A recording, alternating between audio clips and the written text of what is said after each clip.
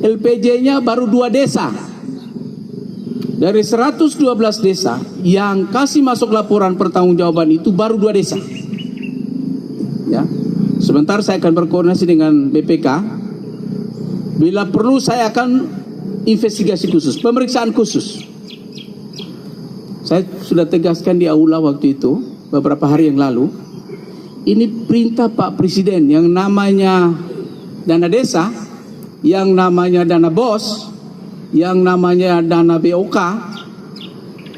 itu pusat transfer langsung ke yang berhak menerima itu dengan tujuan untuk digunakan bagi kepentingan masyarakat.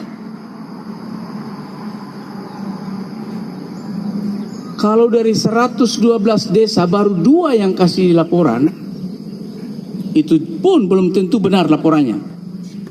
Bagaimana dengan yang tidak memberikan laporan? Saya minta Pak PLT Kadis PMD, saya minta laporan resminya. Desa mana saja yang sudah bikin laporan, kasih laporannya ke saya. Saya akan pelajari dengan baik. Kemudian Pak Inspektur 2023, 2022 dan seterusnya, tolong kasih laporannya ke saya. Apakah sudah pernah dilakukan pemeriksaan atau tidak, dan berapa banyak yang 2023 memberikan laporan, berapa yang tidak. Bapak Ibu, saya sampaikan saya tidak akan main-main dengan dana atau anggaran dari pemerintah. Karena itu saya minta supaya Pak Kepala Dinas atau Pak Sekda, mungkin besok saya akan berangkat ke Kupang, ada beberapa pertemuan dengan Pak Gubernur dan Menteri Kesehatan, pihak Bank NTT, kemudian pihak Balai Sungai dan Balai Jalan. Selanjutnya tanggal 17 nanti saya dan Pak Gubernur dan seluruh Bupati Wali Kota se-NTT kami akan berangkat ke Jakarta. Tapi saya minta supaya Pak Sekda dan seluruh jajaran bekerja dengan semaksimal mungkin. Semua gugus tugas yang sudah kita buat, saya minta supaya kerja dengan baik. Kepala Dinas Perhubungan ada? Tidak ada. Nah, ini Pak Sekda saya minta juga diatensi nih. Sudah 5 bulan tidak tagih. Hari Sabtu kemarin tidak tagih juga di Pasar Busalangka karena alasannya kerja 5 hari. Karena itu saya minta supaya Pak Sekda panggil khusus yang bersangkutan, buatkan secara spesifik. Kalau aturannya harus 5 hari, dirubah aturannya khusus untuk perhubungan kerja 6 hari.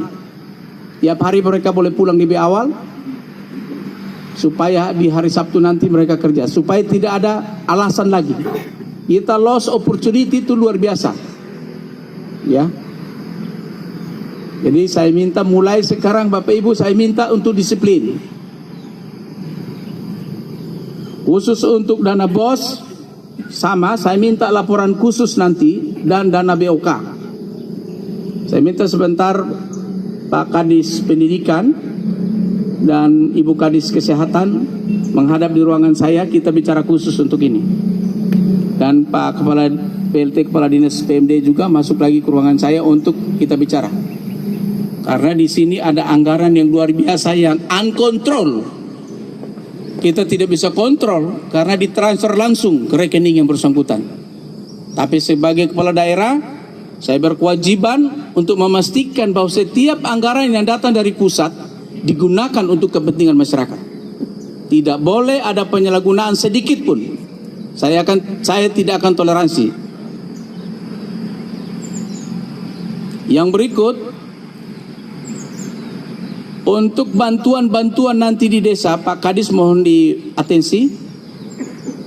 Bantuan-bantuan di desa, saya dapat laporan kepala desa sering memberikan laporan bantuan-bantuan itu kepada istri, anak, keluarga, orang tua dan seluruh keluarganya.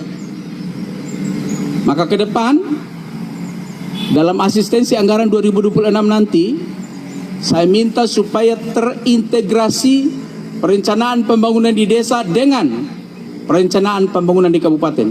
Tidak bisa jalan sendiri. Saya minta supaya Dinas Sosial, Pak PLT, Siapkan data kemiskinan di desa-desa. Per desa saya minta. Supaya dana desa itu betul-betul kita pakai untuk kepentingan masyarakat di desa. Bagaimana kita bisa entaskan kemiskinan kalau anggarannya begitu besar di desa, tapi digunakan tidak tepat sasaran. Nanti dinas sosial kita mau penetrasi sebesar apapun, mau bantuan-bantuan sebesar apapun, tidak akan bisa menyelesaikan persoalan.